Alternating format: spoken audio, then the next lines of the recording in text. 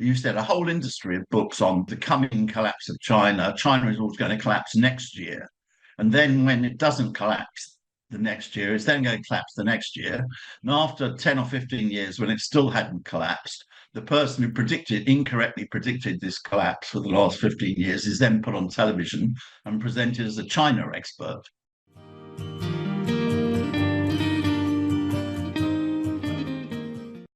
Hello and welcome to the No Cold War Britain podcast. I'm Ileana and my co-host is Fiona Edwards. The podcast aims to bring you in-depth discussion every month on the key issue of our time, stopping the US new Cold War offensive and Britain's role in this major threat to world peace and prosperity. Every month, we bring you a key voice from Britain or internationally to delve deeper into why this new Cold War is happening, what dangers it presents, and how we can build a movement to stop it. We are really honored that joining the show today is John Ross. John is an economist and writer. He is a senior fellow of Chongyang Institute at the Renmin University of China. He has won China's highest award for foreign writers. To read his work in English, you need to get yourself a copy of China's Great Road. John, welcome to the show. Nice to be here. Yeah, welcome, John. It's great to have you with us. John, as an economist, you've analysed and written about China's economy for several decades now. And every year, sometimes multiple times a year, we hear Western commentators making predictions about the so-called coming collapse of China. Can you outline what's really going on with the Chinese economy at the moment, like to bust through some of these lies that we read? Where are things going? What's the trajectory? And can you explain what the real challenges are facing the Chinese economy and how these are being dealt with?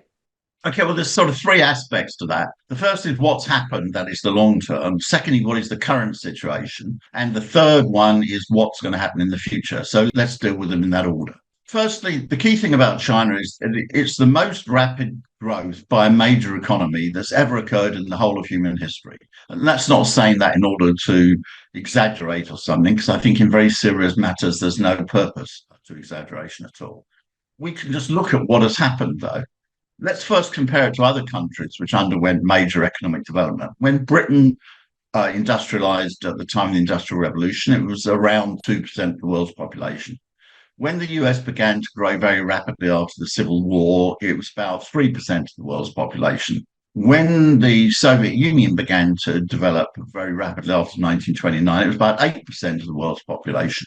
But when China began to grow rapidly in 1978, it was 18% of the world's population. Furthermore, China's growth is faster than any of those economies ever succeeded over such a long period of time. So you've never in the whole of human history had such rapid economic growth maintained for such a large period of time. And then look at it from the point of view of what it means for human people, which is more important because, economics is not an end in itself. It's merely a means to an end, a very important means, but nevertheless, just a means to improve the conditions of human beings. In 1949, at the time of the creation of the People's Republic, China was almost the poorest country in the world. According to the statistics, it was only 10 countries with lower per capita GDP. Now, China, by its international standards, by its national standards, is a moderately prosperous economy. And in about either next year or the year after, depending on exactly the growth rate, it will become a high-income economy by World Bank standards. But what does that mean? China is larger than all the other high-income economies in the world. China will have lifted more people to the advantage of high-income economy, which is not just an income. It means to have leisure, health, environmental protection, education, and all these other things. That's the purpose of all this. Than all the other countries in history put together. And look at the transition which is involved. For example, one Chinese friend, her great-grandmother, who was still alive in the 1990s, had bound feet. And that was the position of Chinese women. Well, I think the most complicated social situation in the whole world must be that of a young Chinese woman, because they've gone from being a level of income, which is in 1949, or this is for older women, obviously, but I'm looking at how that accumulated for women, that was roughly equivalent to Shakespeare's England, to a modern economy during a single lifetime in just over 70 years. Somebody who was born around 1949 has gone roughly from the Elizabethan period in England to modern society in the course of their single lifetime. This is the level of improvement of human conditions. There's never been anything like that. That's why the attacks on China are so ridiculous. You could imagine somebody who said, well, China is not perfect. This or that could be improved. Most people in China would agree with that. But then it's a gigantic step forward for such an enormous quantity of human beings. And to have the West therefore engage in silly, attacks, etc. on it is so stupid. So that's what the scale of the achievement is. Then look at the present situation. Okay, during that whole period, you said a whole industry of books on the coming collapse of China. China is always going to collapse next year. And then when it doesn't collapse the next year, it's then going to collapse the next year. And after 10 or 15 years, when it still hadn't collapsed, the person who incorrectly predicted this collapse for the last 15 years is then put on television and presented as a China expert.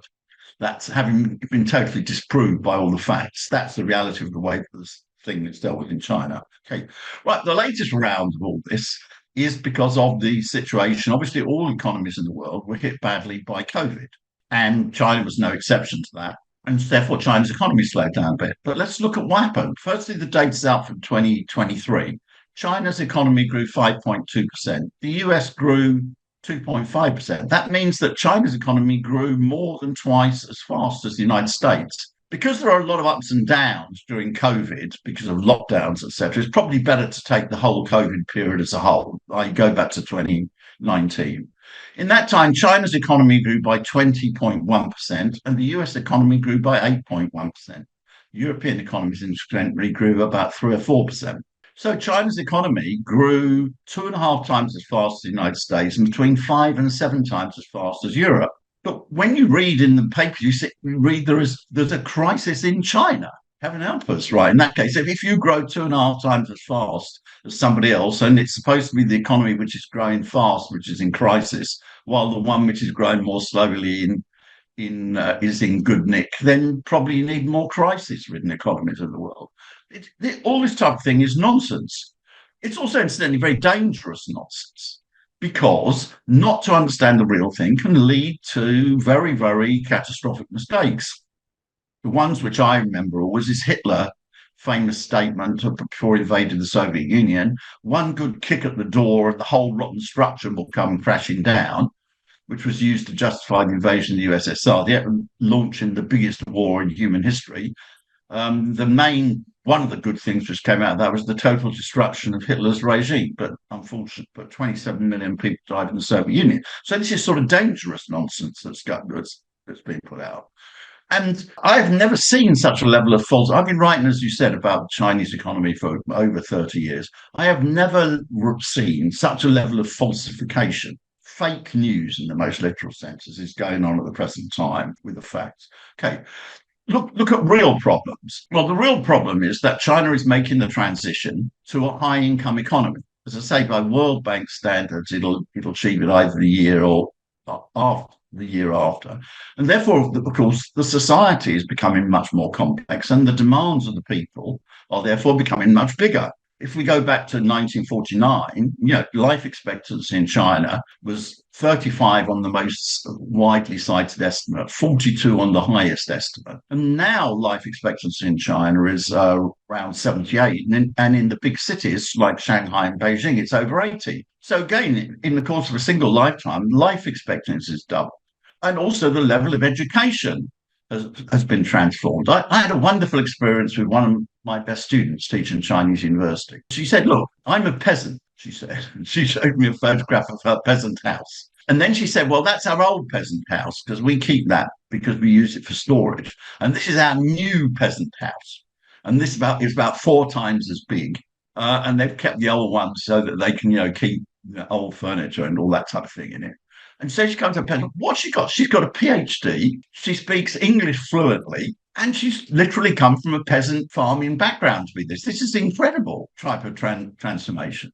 Or I had a wonderful experience with talking to a young woman, the complications with her father, because her father thought, China's got some patriarchal side, sort of thought he could tell her what to do, and said, Dad, I'm sorry that, life's not like that anymore. You can't tell me what to do. I'm going to decide where I'm going to go. I'm going to decide where I'm going to live. And, that's the end of the matter. I'm sorry, you ain't got no rights. She liked her father. It wasn't a thing, but it was just, you had to explain these things. So there's this tumultuous improvement in the lives of people, which is going on. So the first thing is that the society is going to become much more complex. Secondly, there are some technical economic problems because an advanced economy has to invest more than a less advanced economy in order to grow. And China's therefore got to continue to have very high rate of investment for a long period of time. China's projection is that it will double its per capita GDP between 2020 and 2035. That means it'll grow by 100%. In comparison, the US economy on its present growth rate will go to about 40%. So there are all those types of problems of success and increasing complexity of society. But China's already gone through this. It's gone from a transition where the life of the person, the great goals of China is such a poor country, were to have a bicycle and to have a sewing machine. Now, you car and an apartment, obviously with it, in foreign holidays and all those types of things. But their life has been absolutely transformed. And so there are going to be many transitions in this, and they'll continue to have to be made because the country is advancing so much. Thank you for that, John. I think you make a really good point about the difference between realities on China and how we perceive China from the West, mainly because of the propaganda from Western media. But I think a lot of people's question really is in February 2021, China declared victory in the fight to eliminate extreme poverty after lifting up 850 million people from poverty. And I have to admit, I was one of the people that was skeptical when Xi Jinping announced that in the beginning of 2020 in his presidential address. So I guess my question for you is we have a really great dossier from Tricontinental about how that was achieved. But how is creating this moderate, prosperous society and, like you actually already mentioned, the high income society, how do you think that is going to be achieved? It's going to be achieved by approximately, to put it in prosaic terms, by about 5% growth for China up to 2035. To be slightly technical, there's no reason why China can't achieve this. China's investment is extremely efficient. There's a technical economic term called the incremental capital output ratio. For non-economists, what's necessary to know is it's how much of your economy you have to invest in order to grow by 1%. So obviously, the lower the number, the better. It means the efficiency. If you only have to invest 8%, that's more efficient than you have to invest 10% or 12%. China has got almost the most efficient investment of any developing country. Out of the top 20 countries in the world, it ranks second out of the 20 largest economies in the world. And this is why the economy continues to grow. It's a great myth. You see, the capitalists believe their own nonsense. They think that China's investment must be inefficient, you see, because it's socialism. And we all know that we're told that, socialism is inefficient and capitalism is efficient. Therefore, they don't even bother to consult the numbers, because if they consulted the numbers, it's perfectly standard economic criteria. It's not invented by some Marxist person. China's investment is extremely efficient. And then it invests about very high level, just to give you the numbers. China has to invest about 8% of GDP to grow by 1%. That means to hit the 5% target, which is what's required to double its income per capita by 2035. It has to invest about 40% of GDP. So you just take 40 and divide it by 8 and you get 5. So therefore, that's the way in which it's going to achieve that level of development. Then the new thing which is happening, of course, is China is becoming uncompetitive in some industries. A good thing is those industries which rely purely on low wages, there are textiles, very low-level consumer goods, etc. China is no longer competitive in. They're going to Vietnam, they're going to Bangladesh, etc. That's very good. I'm pleased with that because these countries are at a much lower level of economic development. We want them to have the industries in which they can be successful at that time. But it means China is therefore moving out into a whole new range of industries. The most spectacular going on at the present time is obviously the green industries. if you look at the production of solar panels and parts for solar panels, China accounts for 80% of world production. If you look at wind turbines and things related to wind turbines, it's 60% world production. In some niche markets, it's got 100% world production. Okay. Well, this is absolutely vital. It would not be possible to combat climate change without the manufacturing prowess of China. It is the ability of China to tremendously lower the cost of production of solar power and wind generation and other renewables that has made renewable energy more competitive now than the use of fossil fuels. And this transition is going to go on for several decades. You've got to replace basically the entire power supply of the entire world. It's obviously the biggest economic transition in energy supply since the beginning of the 20th century, when you had mass electrification and you had the introduction of petrol, oil-driven cars.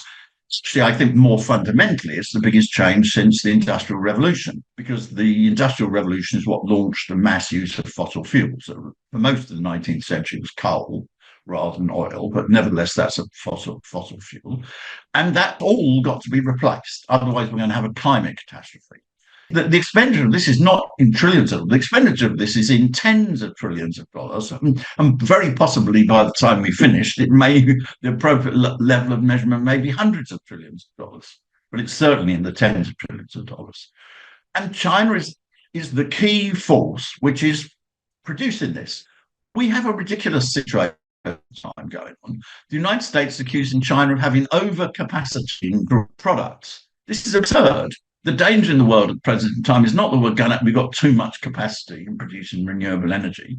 The problem is, have we got enough capacity to produce renewable energy in the time frame which we need in order to save the planet from climate destruction? That's the key question. And actually, not even China is enough to achieve that. You're going to have to have other things. China's just playing the leading role. But the United States doesn't like this because the United States is being left behind in all this. It's into fracking and other types of things. And China has created the basis of the industries which are going to power the entire world, for decades to come. Well, when the United States liked globalization, its idea of globalization was that the United States would produce all the high technology goods, and therefore the US population would have a higher income standard. And the other people out in the developing countries, would produce fireworks or toys or basic commodity goods, and they would have a correspondingly lower income. What they didn't like is that you've now got a very successful economy which is moving into very high technology industries. It's not just in green energies. For example, telecommunications. The best telecommunications company in the world is Huawei. How do we know this? Because the US has sanctions against it. Wouldn't need to have sanctions against it if it was able to outcompete it. The only reason the US got sanctions against it is because it can't compete with Huawei. I thought it was very well put by the boss of Huawei when he said, "What's this? The Americans going on about we're stealing their intellectual property." He said, "I can't steal it from them. I produce things that they can't produce." And that is the whole transition. And the United States doesn't like this. This is because the United States has got itself into a big mess because it won't adjust to this situation. The United States is not a poor country. The US could, if it allocated resources to it, also become a leading country in renewable energies. But why isn't it? Because instead it's spending its money on weapons. It's got the highest military expenditure in the world by far. 3.6% of GDP on the official figures are compared to the 2% it recommends for NATO, and much higher in reality. It's got the world's most absurdly inefficient health service, which takes almost a fifth of the economy to produce a life expectancy which is lower than any other advanced countries. And it won't cut back on these things in order to invest in green energy. So it's absurd. It says China must not invest in green energy because we have beaten the US in competition. And the reason that it's beaten us, the US, in competition is we want to produce weapons instead of producing renewable energy. And it's very unfair that some other people are taking other choices, and instead what they're doing is producing renewable energy, and therefore they've got to stop doing it. This is absurd from the point of the world, because the world needs that renewable energy. And secondly, why should China and Earth give up?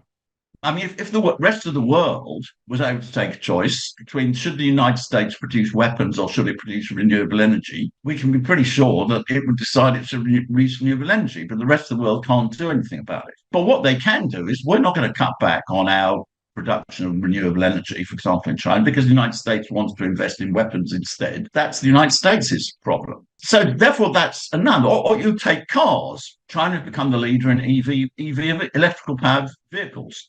Elon Musk, about 4 or 5 years ago, interview, he said, "Oh, there's this." He was asked about this firm BYD, was a Chinese battery maker at that time. He was, can't possibly BYD can't compete with Tesla. We're a great American firm. These are only Chinese people copying things. Now BYD sells more electric cars than Tesla does. Therefore, this is the transition of China into a high-income economy with the high-income technology which goes with it. Great, thanks so much for that, John. It's a really important topic, really, because we are seeing right now, military spending increasing in global north countries. We just had an announcement in Britain that they're going to be increasing military spending to 2.5% of GDP by 2030. And this is at the time when, they're doubling down on fossil fuels and there's not that green investment. So it's really important to hear about the success stories that are happening in China in terms of this green transition. But we're not hearing very much about that here, actually. So that kind of leads me to my next question, John, because you visited and worked in China over many, many years. So I was wondering if you could share with us some of your experiences of how China's rise has changed the country. And is it possible for you to maybe give us an example of something that might surprise a Western audience that we're not necessarily going to hear about because of the media bias that we have here? There's all sorts of things. We can start with the purely personal. To put it as a paradox, the country is only 10% of the size of when I started to work here in 2009. To put that in a non-paradoxical way, it means because of the construction of the high-speed train system, which has cut travelling. I mean, just take the most frequently done journey in the whole country is the one between Beijing and Shanghai. And I used to have to do that. And it used to take a whole day. You spend an hour to go to the airport, you spend an hour and a half going through the customs, you spend 2 hours on the flight, you spend, well, not the customs, the internal controls. Then you spend an hour, three-quarters of an hour in Beijing getting out, and then you take an hour from the airport to the centre of the city, and basically a whole day is taken. Now, it's the fastest train is 4.5 hours between Beijing and Shanghai, and it's like being in your office. I don't lose any time. You get the train in the centre of the town, so that means that you don't have to go out to the outskirts. When you're on the train, you've got Wi-Fi, you've got a PowerPoint, you can put your computer, and it's just like being in the office. I mean, I know that not everybody wants to do that, but I like to work. Some people just want to relax, but it gets you there, and it saves you time and gets you into there. This train's going 250 miles an hour, and it's operated like a bus service. I mean, there's a train every 15 minutes. Some of them are non-stop trains or only one stop. Some are stopping trains, but you've got a 250-mile-an-hour train that's functioning like a bus service. And this is not just going between Shanghai and Beijing. This is throughout the whole country. That's an incredible transition. Another thing, which is getting funny, is cash has become so old-fashioned in China. Virtually nobody bothers to use cash. They moved. There was a funny article in the Wall Street, I think it was the Wall Street Journal, one of the American papers. An American decided to go to China in order to see what it was like, without modern conveniences and, credit cards, etc. And to be honest, to give her a due, she came back, she said, I found out they're much more ahead of us. And I feel like I've come back into, primitive time. Again, it was a joke because I work in a Chinese university. I have to transfer money sometimes, from China to London. I have to go in the bank. And my interpreter said to me, he said, look who's in the bank. The only people in this bank are old people and foreigners, because young people, they don't know it. He pays cash. It's become slightly awkward because some places they look at you like you're some weirdo if you turn up with cash, things like that. Okay. Then you've got a whole system, the Chinese, what Elon Musk calls the you can do anything app, if my memory is right, to the way put, which is WeChat in China, which is much more advanced than anything like WhatsApp or anything here. You can use your money, you can make video calls, you can do transfer. The whole China operates on this type of system. Those are the things in that.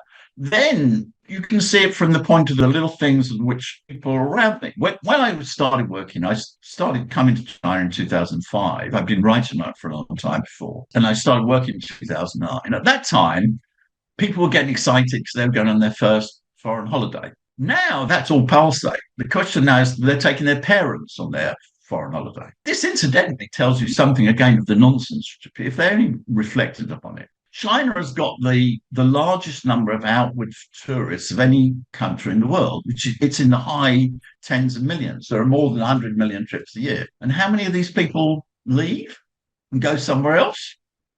Insignificant number.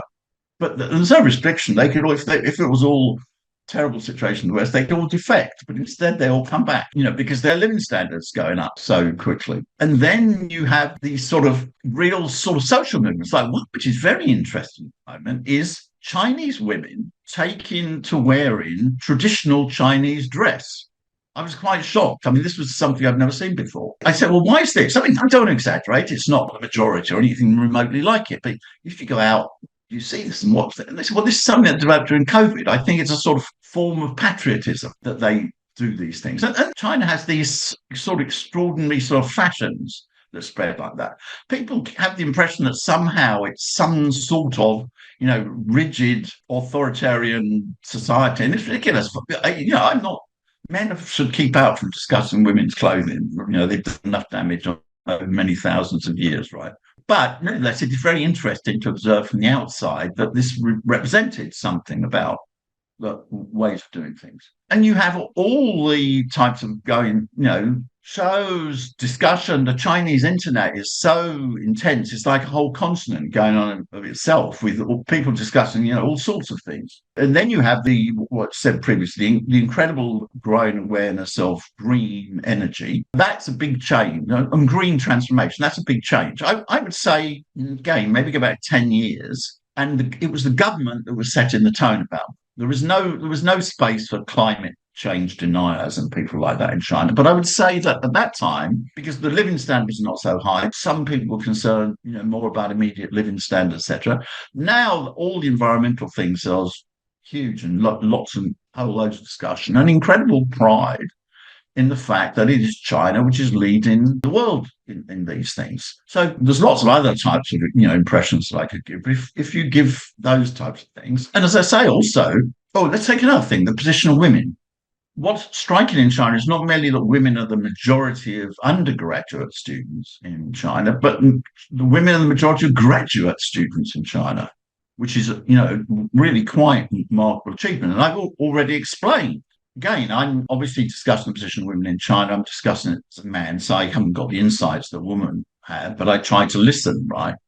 And, again, in addition to say, my peasant woman who came from a peasant family who's now got a PhD and speaks fluent English as well as Chinese, etc. Another one of my friends, she's a very successful person. She said, our great-grandmothers were dealing with, the problems of remnants of polygamy. And as I say, there were, at that time, a small number, but there were still women who had bound feet because it wasn't really stamped out completely till 1949. Although it was made illegal in 1911, it wasn't enforced rigidly. It was only in 1949 that was a complete stop was put to it. And she said that those are the types of problems which, our grandmothers and great-grandmothers were dealing with. And now they're a question of doctorates and, their higher education and all these sorts of things. It's incredible, particularly if you make a comparison, for example, to India, where, only around 25% of the women in higher education, of the people in higher education, women, etc. It's incomparably better situation. I mean, I have to watch it from the outside. I think for a woman, it'd be absolutely fascinating, even more fascinating because they understand it. But you can see all the compression of time and the going forward and the rethinking of the social relations. It's an extraordinary thing to witness. Interesting. Thank you, John. The US has become increasingly belligerent in their approach to China. This has led to many Cold War measures. What is your assessment on how successful they have been? And can you speak to the impact this has had on key sectors in China's overall development? Well, the truth is that it hasn't had much success. China's economy is growing, as I said earlier, in the last 4 years, 2.5 times as fast as the United States. China is taking the lead in high technology industries, in greens, telecommunications, etc. I don't want to pretend it's creating no problems, but these are small problems. But for example, take Huawei, the telecommunications company. The US succeeded in wiping out Huawei's personal mobile phone business because they banned it from using the Android operating system. And then they put chips sanctions on it. So Huawei, it was destroyed. But now, after about 2.5 years, it's been rebuilt. It has its own operating system. It has its own high quality chips, etc. And it's bounced back. And the US never succeeded in getting it out of the international telecommunications market, except to its closest allies. So therefore, it will create some short-term problems. And China will have to allocate more resources to research and development and scientific things that will be absolutely necessary. But the largest goods exporter in the world and goods trader in the world since 2013, it's now almost the world's largest trader if you include in services, because when people talk about China being the world's largest trader in 2013, that was only in goods. It didn't include services. The new thing is that China is now almost the largest if you put goods and services together. It's got more goods and less services than the US, but all that. The economy is not slowing down. It's going to hit its 2035 targets. I mean, it's not slowing down. It couldn't maintain the 9% a year growth rate forever. That's impossible. But what it's set its target, which is to double per capita GDP by 2035, it's on target. In fact, it's slightly ahead of target. And there's fundamental reasons behind that. The level of capital investment in China is almost twice that of the United States, and it's as big as that of the United States and the European Union put together. And if there's peaceful economic competition, frankly, the United States can't win.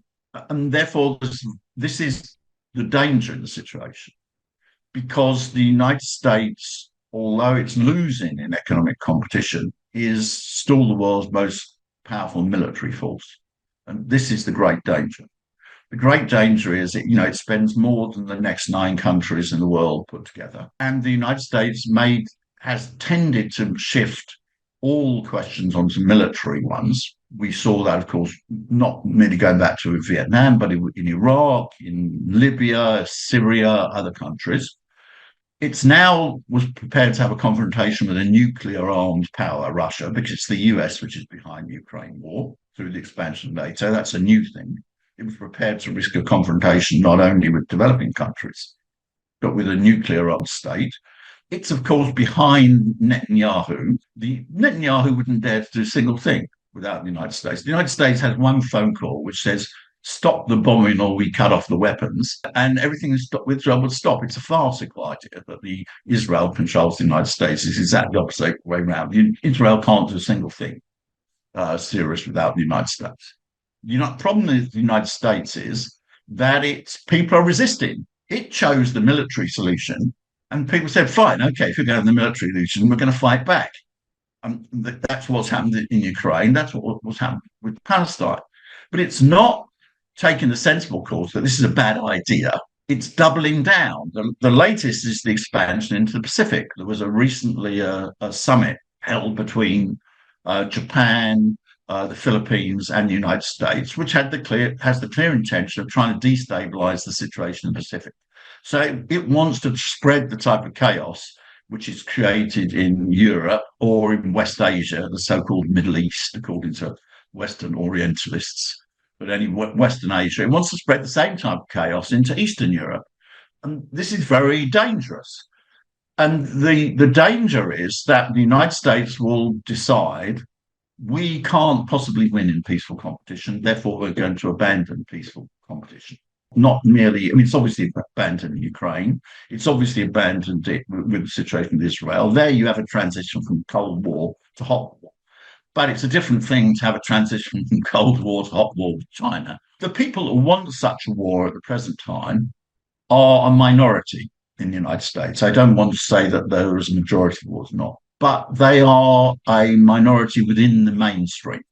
It is not unacceptable in the United States military journals on the US foreign policy establishment now to say that we should have a war with China. The most common one is that we should provoke a war with China around Taiwan. There are several articles proposing this. saying that this would remain conventional. Well, I think one of the reasons that there's a minority position is because it's a very, very big risk to believe that it would remain conventional, and it would all sorts of ramifications. Another one is the Korean Peninsula. That has certain military advantages to the United States to provoke a crisis in Korea because it already has a very large number of troops on the ground in Korea, whereas it doesn't have a very large number of troops in Taiwan because they were withdrawn as part of the agreement with China. But that's one of the provocations the United States might decide upon. It might decide to put troops back into Taiwan. That would be various things. And so the risk that we confront is in the next 10 to 20 years, I think it's a very dangerous situation because there are two things in the world which could destroy the present basis of human civilization. Right. One is climate change. The measurement of a period of time that will be over some decades. I mean, we already have many of the consequences now, but the most catastrophic ones would develop over several decades. The other one is nuclear war. I want to put very strongly, there is a question of whether humanity will survive long enough in order to feel the full consequences of climate change. I'm not saying that to be alarmist. I mean, there are a small number of people in the United States now who begin to discuss the question of nuclear war. The New York Times wrote a series of articles called Thinking the Unthinkable, which was just about this. If you look at US public opinion, the majority of Americans believe that a world war is likely within the next 5 to 10 years, according to the next opinion poll. That shows the sort of frenzied war-type atmosphere that has been built up in the United States. So this, therefore, is the great danger. There are big forces against this. The majority of the United States doesn't believe that it could survive a nuclear war for the present time. I mean, the majority of the people who take decisions, but they haven't yet realized that they're going to lose in the peaceful economic competition. So I think we're entering a very dangerous period of 10 to 20 years. One of the reasons why I support no Cold War so much, because I think that this is the biggest short-term risk which exists to humanity. The good, positive way of coming out of it, of course, if we come out the other way, is that China will become a high-income economy. The other developing countries in the world will learn from China and embark on the same path of development. Because don't forget, when China becomes a high-income economy, we won't have solved the world's problems. We'll go from about 16% of the world's population living in high-income economies to about 33%. But what does that mean? That means that 2/3 of humanity still won't have the advantages of living in high-income economy. So we've got a lot to do on that. It's just that China is the next vital step that can be taken in it. So I don't only stress the negative things. There is also a very positive outcome, but we're entering into a very critical period in which people have to be, in my opinion, very, very active, and everybody putting in whatever weight they can on the side of progress. But I think we confront the biggest crisis since World War II, much bigger than the Cold War, because the United States at that time was not in a situation where it was going to lose economically. So, John, I mean, talking about this issue of the US transitioning from Cold War to hot war, including potentially on China, I wanted just to reflect more on the fact that the US is intent on escalating its military interference in the Asia Pacific, which you've mentioned, and in the seas around China. So in April 2024, this month, there was an announcement that the AUKUS military alliance, which was set up by the US, Britain, and Australia in 2021, that it's considering inviting Japan to join this anti-China pact. And I wondered if you could explain the significance of this. I think the significance of that is because the United States is realizing that it thinks in economic competition between the United States and China, although it writes a great deal of stuff about how China's going to collapse, it's not actually sure that it's going to win. And it's got very good reason for that. Each year that goes past, the situation becomes less good. And also, it's not so completely convinced that if it was a military confrontation, it's going to win. It might win with China, but a very complicating factor is the situation with Russia, because Russia is the one country which can completely destroy the United States in nuclear terms. How many nuclear weapons China has is state secret, but the general estimates in the West are between 300 and 600. That's 1,500 for the US. China could inflict incredible and terrible damage on the United States, the deaths would be tens of millions, possibly hundreds of millions. But Russia's got 3,500 nuclear weapons. It can completely destroy the United States. And the United States understands this and it's worried about this situation. So it feels it's got to bring allies into the situation. Japan is one. It has long time been the goal of the militarist right in Japan to rearm. And they've been held back previously by the United States, part for its own reasons. It wanted Japan to be completely dependent upon the United States. So it didn't want Japan to be really rearmed. Now the United States thinks we can't afford this luxury. We've got a situation whereby we've got to confront China. We've got to consider the possibility that we can have a confrontation with both China and Russia, and we need some powerful ally. And Japan is the obvious powerful ally, to which, of course, the Japanese militarist right says, thank you very much indeed. So now you're encouraging us to rearm. So we're extremely pleased by this because we've been trying to do this for the last 50 years and you've been stopping us. And now you're removing the obstacles to doing that. We're very happy to ramp up our military spending as rapidly as you want. And there is, again, a minority faction within Japan, which quite clearly says, of course, Japan cannot really be an equal military power unless it has nuclear weapons. So therefore, at some point, Japan must have nuclear weapons as well. That's a minority. I don't want to say it's a majority. It's not. But that's the position there. So what the United States is doing is trying to build up these types of alliances. Same with Australia, although Japan's much more powerful, obviously, than Australia. This is absolutely and completely cynical because East Asia is the big success story coming out of the Cold War. I mean, the two biggest wars in the Cold War were both fought in East Asia. They were fought in or East and Southeast Asia. They were fought in Korea and they were fought in Vietnam. These were the biggest hot wars of the Cold War. Well, we've had relative peace in East Asia, no major wars now for over 40 years, and it's the most rapidly growing economic region in the world, which means that the living standard of its people is growing more rapidly than any other place on the planet. So this is absolutely great. And what the United States wants to do, and the reason for this is the countries are intent upon economic development. And you've got every type of political regime there you could possibly imagine. You've got socialism in China and Vietnam. You've got a monarchy in Thailand. You've got all sorts of republics. But what they've been centered on is economic development. I'm not going to pass judgment on these various governments. Some I like more than others, but nevertheless, that is the reality, that they're extremely diverse. And they've been getting on with economic development. And the United States now wants to thoroughly disrupt this. In Western Europe, what the United States has attempted to do is it's imposed a single military alliance, NATO, and it's attempted to impose a single type of political system, the result of which is the situation in Europe is very bad. You know, we have slow growth, high inflation, and a big war. That's the real formula for, failure. What you've had in East Asia is you've had peace and rapid economic development, and no military alliances. Some bilateral ones, Japan, South Korea, but no general ones like NATO.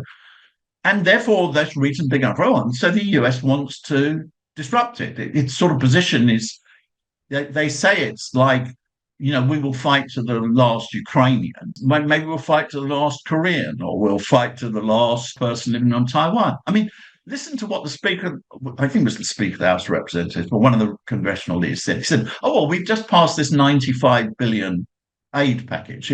It's better to send bullets than it is to send our boys, was his phrase. Well, what does that mean? It says the Ukrainians can be killed instead. It's okay for Ukrainians to be killed. We'll be happy for them to die. We'll send them the bullets to do that.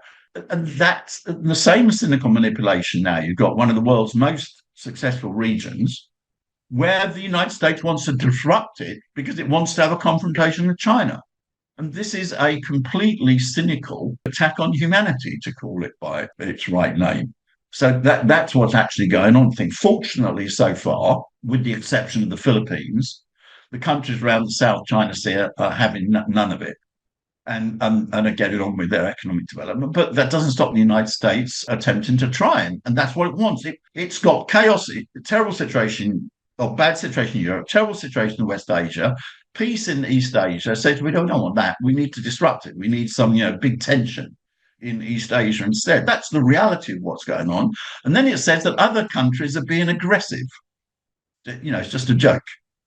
Speaking of the Philippines, and obviously this escalation, what is your feeling about the US, Philippines, Japan naval exercise that has just been announced this April around the South China Sea?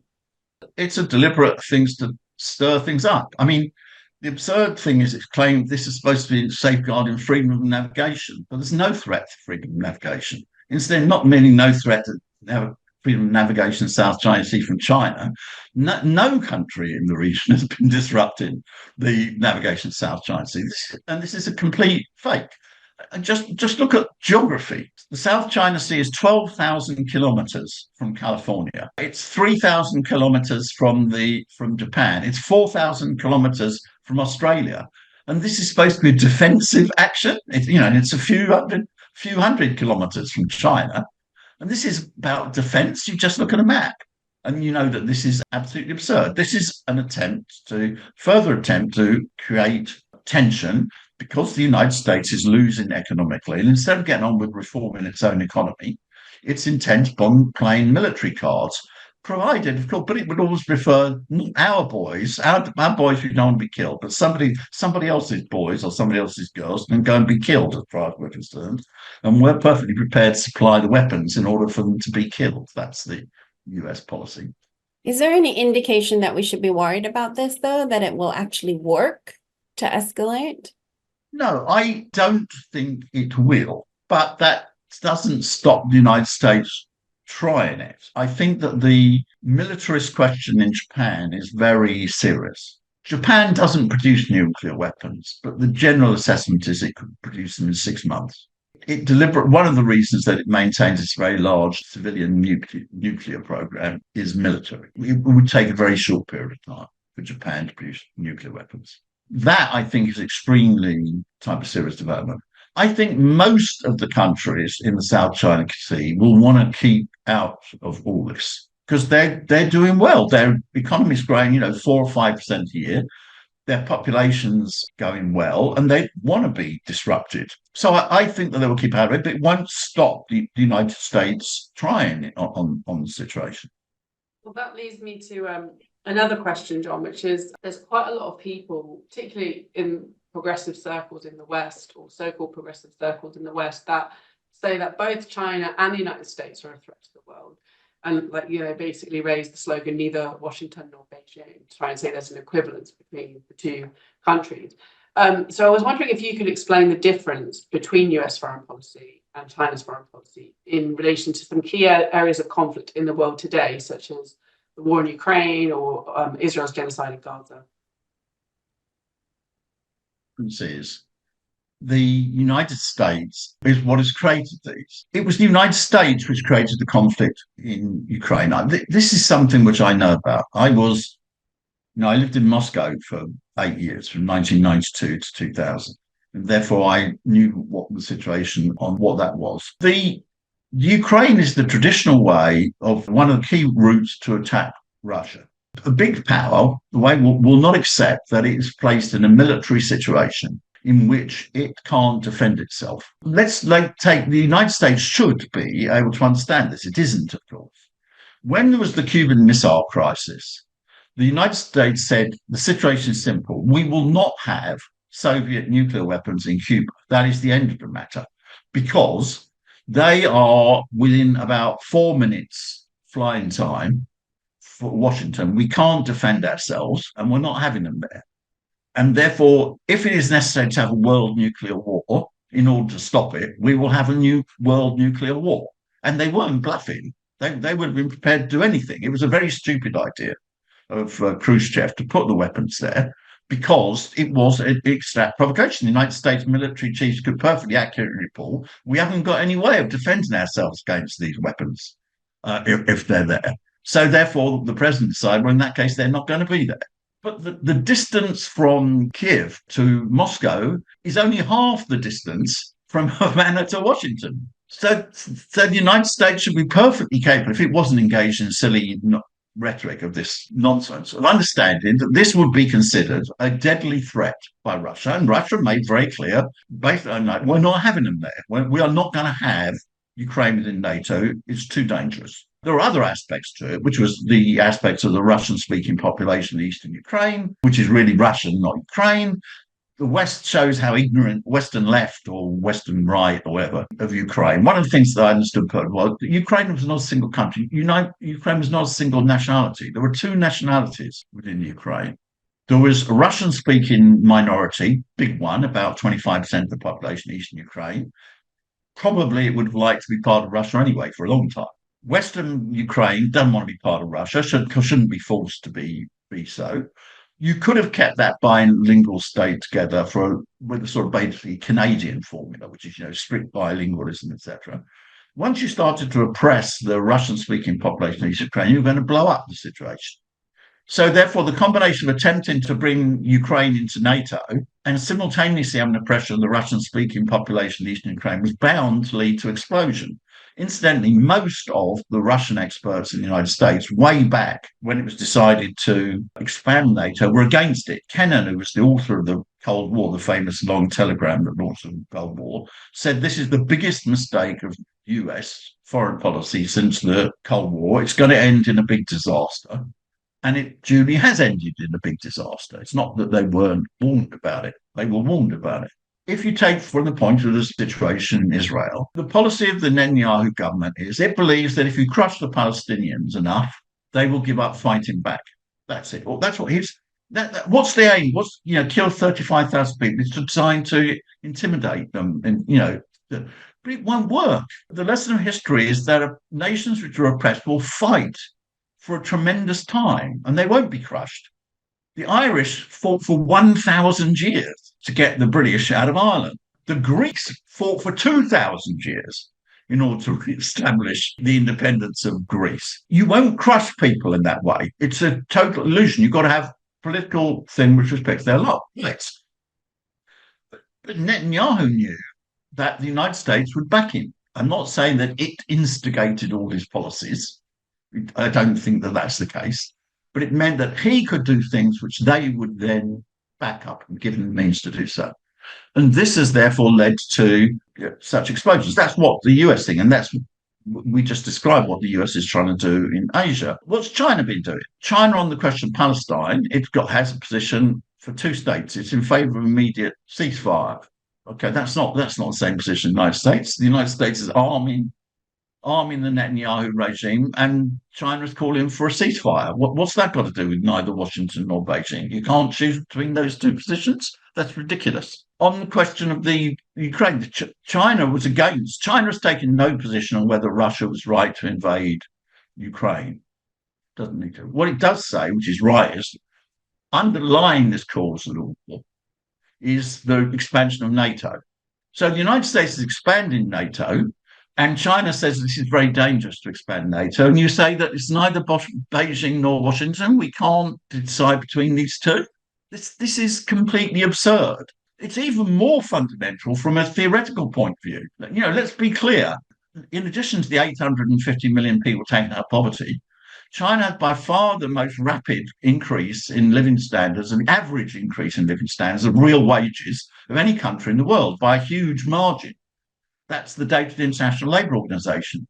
So in China, wages are going up at the fastest of any country in the world. And in the United States, real wages are lower than they were when Biden was elected. And you say we can't tell the difference between these two. This is absurd. This is to turn socialism into some sort of joke. Let's have another thing about this. If it were the case, let's be serious. We're discussing big questions. Let's discuss them. If it were the case that capitalism is capable of taking 850 million people out of poverty, and capitalism is capable of producing the most rapid increase in living standards of any country in the world, and capitalism is producing the most rapid growth of any major country in history, then that's not such a bad system, It's pretty good. So it appears as leftist, but actually its conclusion is extremely rightist. This is not serious. Let's even leave aside the question of socialism. In 1949, China was almost the poorest country in the world. Say, the general expectation of life expectancy was 35. China will now become a high-income economy with more people in it than any other country in the world, and its living standard is 78. That is, it's more than doubled. And you can't say whether this is progress or not. This is absurd. It's just absurd. It means you are living in a tiny little universe out of contact with what the problems are that face the great majority of humanity. That's the root. It's only possible for a few people in white layers of the white left who are isolated from the big problems that confront people in the world to have such absurd views. That's great. John, thank you for that. What would you recommend people to read? Because you've laid on a lot of information on us. And I think people need to sort of like absorb it, maybe at a slower pace sometimes. I know I do. What would you recommend that I like read, listen, watch, and sort of get up? Well, I'm afraid I have to recommend my own book. That's the first thing I'd recommend. Secondly, it takes a bit of effort, but there is a thing which I get most information from China is just read the Chinese internet. There's no problem. People don't understand. There's no problem anyway with modern technology in order to read what's been discussed online in China. The translation software is so good nowadays. You can read anything. You can turn to Guancha, which is GUANCHA.CN, which is, in my opinion, well, not many in my opinion, is the most influential non-state left website in the world. You just get hundreds of millions of hits a day. And you can read what the Chinese left is discussing. I also think there's no substitute for going back and reading the classics. I mean, the great hero of China is Mao Zedong. Go and read some of Mao. Go and read Mao's On Contradiction or On Practice, famous essays of that. And there's a reason for that. Again, this is a way in which the West can't understand. They think, well, they spread this nonsense that China, Mao Zedong, terrible person, did all these awful things, etc., etc. Okay. Well, leave aside the fact they liberated China from foreign oppression, which is enough. Life expectancy in China increased by more than 1 year per year for each year that Mao Zedong was alive. If somebody leads you to double your life expectancy, you generally feel very well disposed to it. And so if you want to know why Mao is a great hero of Chinese people, go and read that. Unfortunately, there are not very many good books on China written by Western people. That's my honest opinion. So I'd go back and read Mao. Or there is a good book by a guy called Pantzoff on Mao Zedong or on Deng Xiaoping. Or for a personal thing, one which I found very moving, by Deng Rong, who's the daughter of Deng Xiaoping. And it's her observations on her father and his relationships with Mao Zedong, with many personal things in it. And her father, Deng Xiaoping, was treated badly by Mao Zedong a certain period of time. And his ability to be controlled, not lose his sense of proportion, was quite extraordinary. And she also gave, I think, one of the most clear things ever said about Mao Zedong. She said, you cannot understand, because Mao Zedong at the end of his life, the Cultural Revolution, etc., made mistakes. She said, you cannot understand what authority he carried if you do not know how often he was right in the most desperate circumstances of the fight against Japan during the war or during the revolution. So I would go back and read some of the Chinese classics as well. Thank you very much, John, for that. It's been a great podcast. Really honoured that you've joined us all the way from China as well. And just to say, if you've enjoyed this podcast, please like the episode, leave a comment, and make sure you subscribe and share amongst your friends, because it's really important that we're breaking down the Cold War narratives that are just saturating Western societies at the moment, including Britain. And so I think this discussion, John, was really helpful to kind of bust through some of the myth and disinformation that we're consuming every single day. Thank you so much, John.